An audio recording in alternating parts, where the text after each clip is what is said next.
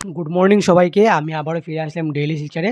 Daily Silchar পক্ষ থেকে আপনাদের সবাইকে নমস্কার এবং ডেইলি শিলচরে আপনাদের সবাইকে স্বাগতম। বন্ধুরা, আমি গত কয়েকদিন থেকে অসুস্থ ছিলাম, তার জন্য আমি আপনাদের জন্য সকালের খবরগুলো নিয়ে আসতে পারিনি। এখন থেকে আপনারা প্রত্যেক দিনই সকালের গুরুত্বপূর্ণ সংবাদগুলো আপনারা এই চ্যানেলে পাবেন। বন্ধুরা, এবং যারা চ্যানেলে নতুন রয়েছেন আপনার চ্যানেলটিকে অবশ্যই সাবস্ক্রাইব করে রাখবেন এবং ভিডিওটা দেখার সঙ্গে সঙ্গে লাইক এবং শেয়ার করে রাখবেন। আমি যখনই পরবর্তী ভিডিও নিয়ে আসবো আপনারা সঙ্গে সঙ্গে আপডেট পেয়ে যাবেন। বন্ধুরা, আজকের সকালে গুরুত্বপূর্ণ সংবাদগুলো হলো: ঝাড়খণ্ডে সরকার করবে বিজেপি, বললেন হিমন্ত। লোকসভা নির্বাচনে মুখ মুখ পড়ছে বিজেপির। এরপর সদ্য অনুষ্ঠিত দেশের বিভিন্ন রাজ্যের বিধানসভা উপনির্বাচনেও বিরাট ধাক্কা খেয়েছে বিজেপি। রাজ্যসভায়ও সংখ্যালঘু হয়ে পড়েছে গেরুয়া শিবির। কিন্তু এমন অবস্থার মধ্যেও ঝাড়খণ্ডে বিজেপি পরবর্তী সরকার গঠন করবে বলে মঙ্গলবার জোর গলায় বললেন অসমের মুখ্যমন্ত্রী ডক্টর হিমন্ত বিশ্ব শর্মা। পাক মদতপৃষ্ট জঙ্গিদের কড়া জবাব দেওয়া হবে, বললেন ডক্টর হিমন্ত বিশ্ব শর্মা। চলতি বছর ঝাড়খণ্ড বিধানসভা নির্বাচন হবে, এর জন্য ইতিমধ্যেই মাঠে নেমে পড়েছে বিজেপি। মঙ্গলবার ঝাড়খণ্ড উড়ে এসেছেন অসমের মুখ্যমন্ত্রী ডক্টর হিমন্ত বিশ্ব শর্মা। হিমন্তর ঝাড়খণ্ড সফর নিয়ে রাজনীতি সচেতন মহলে জোর জল্পনাও শুরু হয়ে গেছে। জেলমুক্ত হয়ে সোমবার প্রধানমন্ত্রী নরেন্দ্র মোদীকে নিজে থেকে গিয়ে শুভেচ্ছা জানিয়ে এসেছেন ঝাড়খণ্ডের বিজেপি বিরোধী মুখ্যমন্ত্রী হেমন্ত সোরেন। নলবাড়ী মেডিকেল কলেজে প্রথম হিপ রিপ্লেসমেন্ট সার্জারিতে নলবাড়ী মেডিকেল কলেজের মাইলস্টোন অর্জনের পর তা নিয়ে রীতিমতো গর্বিত হয়ে পড়লেন রাজ্যের মুখ্যমন্ত্রী ডক্টর হিমন্ত বিশ্ব শর্মা। রাজ্যের চিকিৎসা সেবার ক্ষেত্রে এটি একটি দারুণ অগ্রগতি এবং তার জন্যই মুখ্যমন্ত্রী তার গর্বের কথা প্রকাশ করেন। উল্লেখ্য যে নলবাড়ী মেডিকেল কলেজ ও হাসপাতালে এনএমএসসিএইচে করা হয়েছে প্রথম হিপ রিপ্লেসমেন্ট সার্জারি।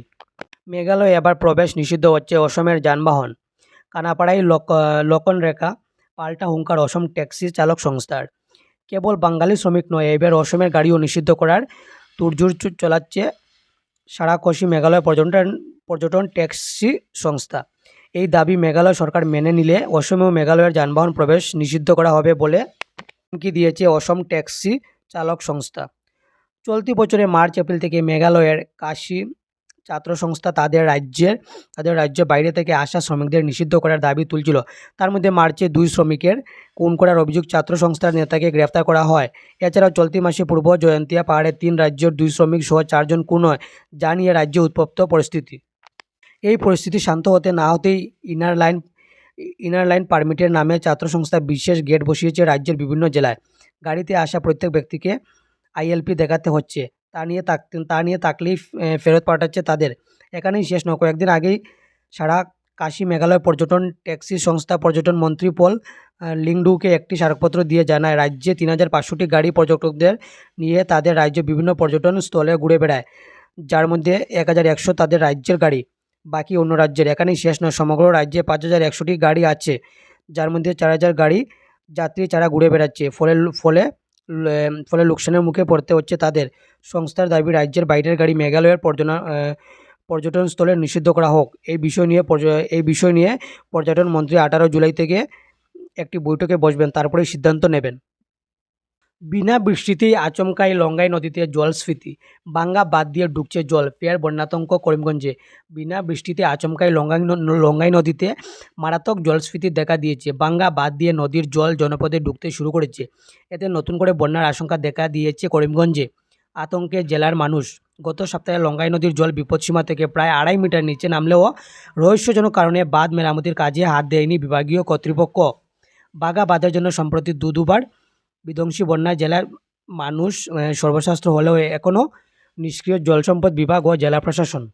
এখন বাঙ্গা বাঁধের কারণে জনপদে জল ঢুকে ফের বন্যা দেখা দিলে এর সম্পূর্ণ দায়ভার কর্তৃপক্ষকে বহন করতে হবে, অভিযোগ বানপীড়িত মানুষের।